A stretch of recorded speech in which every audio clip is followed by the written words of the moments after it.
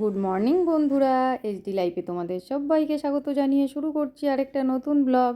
কেমন আছো তোমরা সবাই? আশা করি ভালো আছো, আমিও ভালো আছি। তো বন্ধুরা দেখো, আজকে সকালটা আমি ফুল বাগান দিয়েই শুরু করলাম। তো দেখো, এই গাছটাতে দুটো একটা ফুল থাকে অন্য দিন, আজকে দেখছি অনেকগুলো ফুলই রয়েছে, 4টে ফুল পেলাম। আর এইদিকে দেখো সাদা ফুলগুলো কেমন ছোট ছোট হয়ে গেছে। তবুও যে এখনও ঠান্ডার ভাবটা পড়ে গেছে, তবুও যে দুটো একটা করে ফুল পাচ্ছি, এই অনেক কপাল, জানো তো। তো যাই হোক, কি বলো তো, গাঁদা ফুল দিয়ে পুজো দিতে যে খারাপ লাগে তা না, কিন্তু ওই দুদিন রেখে দিলে ফুলগুলো বাসি হয়ে যায় না, কেমন একটা লাগে। তো যে কয়দিন এই টাটকা ফুলগুলো পাই সেই কয়দিন অন্তত দিই। তারপরে তো ফুল ফোটা বন্ধ হয়ে গেলে সেই গাঁদা ফুল দিয়েই পুজো দিতে হবে ঠাকুরকে।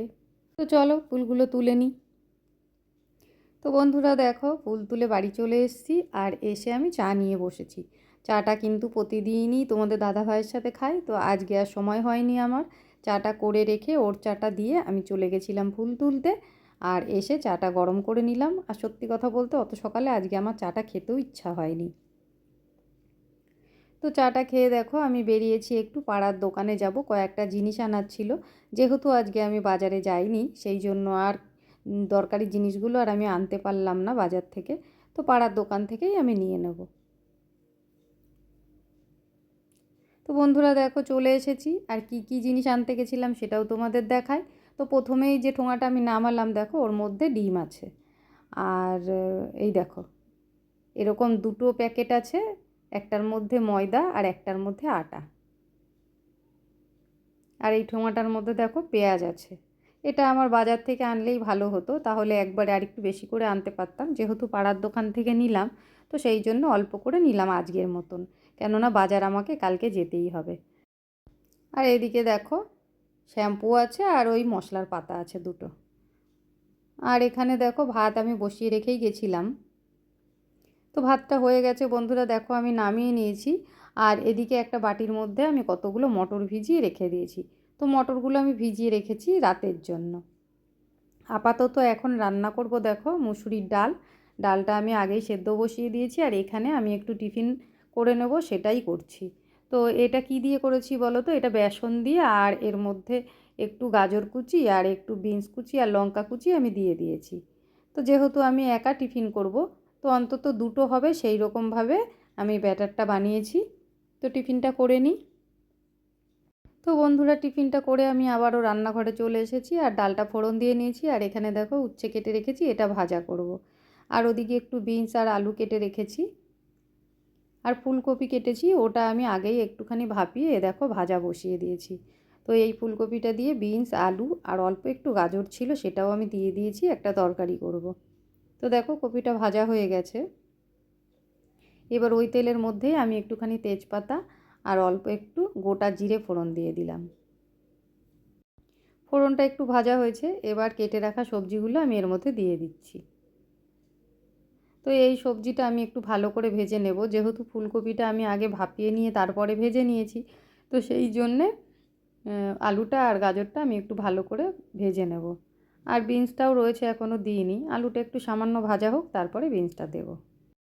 তো দেখো আলুটা একটু ভেজে নিয়ে তারপরেই বিনসটা দিলাম, না হলে আলুটা সেদ্ধ হবে না আর এদিকে বিনসটা গলে যাবে। তো সেই জন্য এটা আমি পরে দিলাম। এবার একটু ভালো করে ভেজে নেব।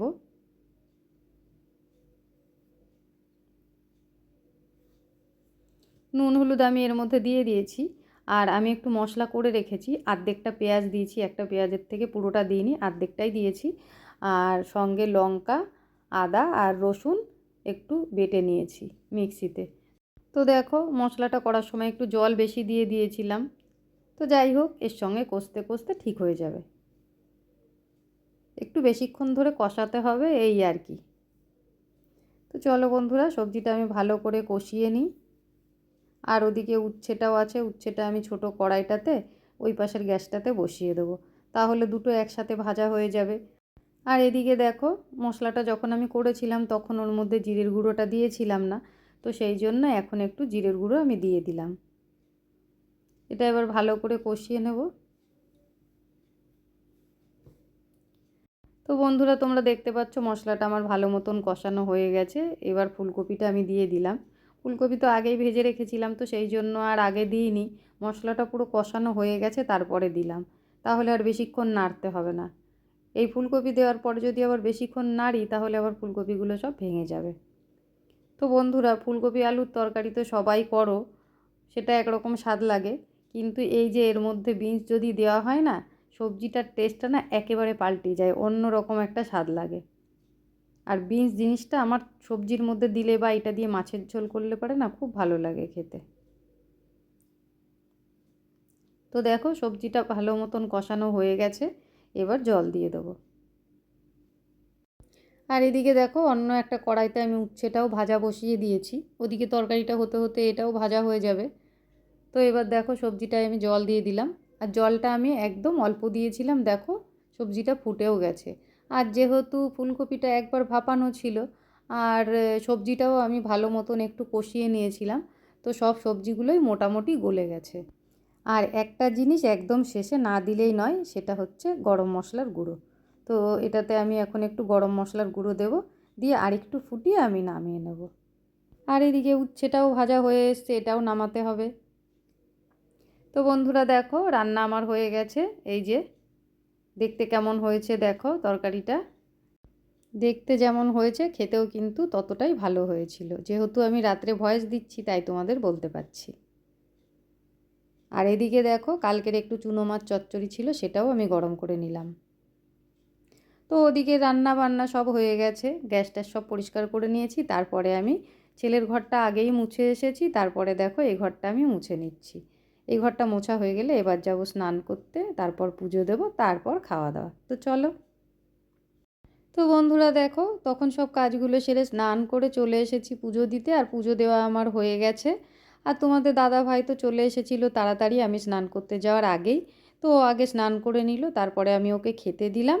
ওর খাওয়া দাওয়া হয়ে গেল, ও বেরিয়ে গেছে, তারপর কিন্তু আমি স্নান করেছি, তারপর পুজো দিতে এসেছি। তো পুজো দেওয়া আমার হয়ে গেছে। এবার দেখো খাবারটা নিয়ে আমি বসে গেছি, আর এইখানে দেখো উচ্ছে ভাজা নিয়েছি, একটু মাছ চচ্চড়ি নিয়েছি, আর ফুলকপির যে তরকারিটা করলাম সেটাও একটু নিয়ে নিয়েছি, আর ওইদিকে দেখো একটা বাটিতে অল্প করে ডাল নিয়ে নিয়েছি। তো তোমরা যে তরকারিগুলো আমার পাতে দেখতে পাচ্ছ, তো আমি কিন্তু এগুলো দিয়েই খেয়ে নেব। আর যে ডালটা বাটিতে দেখতে পাচ্ছ, আমি কিন্তু বেশিরভাগই ডালটা চুমুক দিয়েই খাই। আমার কতদিন ধরে কত সমস্যা হচ্ছে জানো এই খাওয়া নিয়ে। কেননা আমি না একা একা বসে আমার একদম খেতে ইচ্ছা করে না, ভালোই লাগে না। তো তোমাদের দাদা ভাইয়ের সঙ্গে একসঙ্গে খেতাম। আর ও এখন যে টাইমে বাড়ি আসছে সেই টাইমে না আমার সব কাজ কমপ্লিট হচ্ছে, না ওই টাইমে আমি খেতে পারবো। তো সেই জন্য না আমাকে একা একাই খেতে হচ্ছে। আর এটাই আমার সব থেকে বিরক্তিকর লাগে জানো তো। তো যাই হোক বন্ধুরা, চলো খাওয়া দাওয়া করে নিই, তারপরে আবার আসছি। তো বন্ধুরা দেখো খাওয়া দাওয়া করে আমি এসেছি ছাদে জামা কাপড় মেলতে। আজ তো সারাদিন রোদই ওঠেনি, একবার দুপুর টাইমটাতে একটুখানি রোদের মুখ দেখতে পেলাম, তো সেই রোদটা আর থাকেনি, আবার যেই কাজ সেই হয়ে গেছে। আর আমার যেহেতু অনেকটা বেলা হয়ে গেছে আজকে স্নান করতে পুজো দিতে, তো জামা কাপড়গুলো একটা বালতির মধ্যেই রাখা ছিল। আর পুজো দিয়ে জানো তো আমার এত জোর খিদে পেয়ে গেছে, তো ভাবলাম এমনিতে তো রোদ নেই, তার থেকে একটুখানি খেয়ে নিই, খেয়ে তারপরে যাব ছাদে জামা কাপড় কটা মেলতে।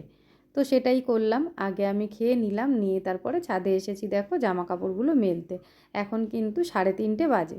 তো ভাবলাম বাইরে যেটুকু টাইম আর কি হাওয়াতে টানে, অন্তত জল যদি থেকে থাকে জামা কাপড়গুলোতে জলটা তো ঝরে যাবে, সেইটা ভেবেই আমি ছাদে মেলতে এলাম।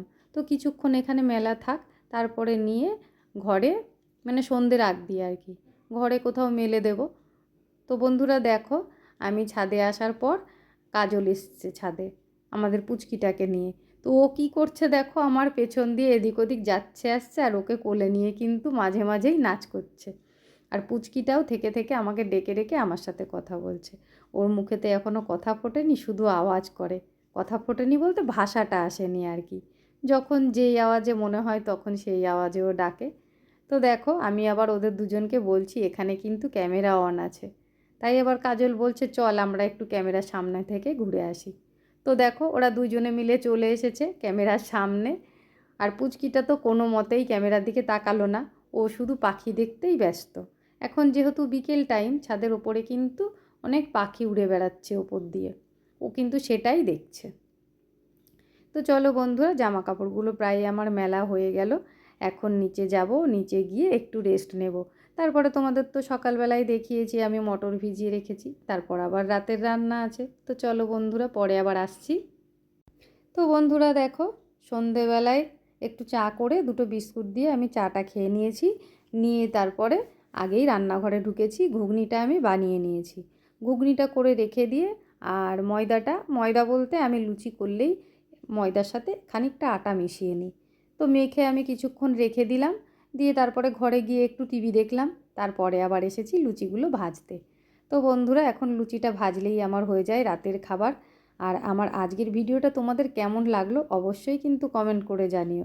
আর যদি ভিডিওটা তোমাদের ভালো লেগে থাকে একটা লাইক কমেন্ট শেয়ার করে দিও। আজকের ভিডিওটা এই পর্যন্তই। চলে আসবো আবার নতুন কোনো ভিডিও নিয়ে। ততক্ষণের জন্য তোমরা খুব ভালো থেকো, সুস্থ থেকো। টাটা বন্ধুরা।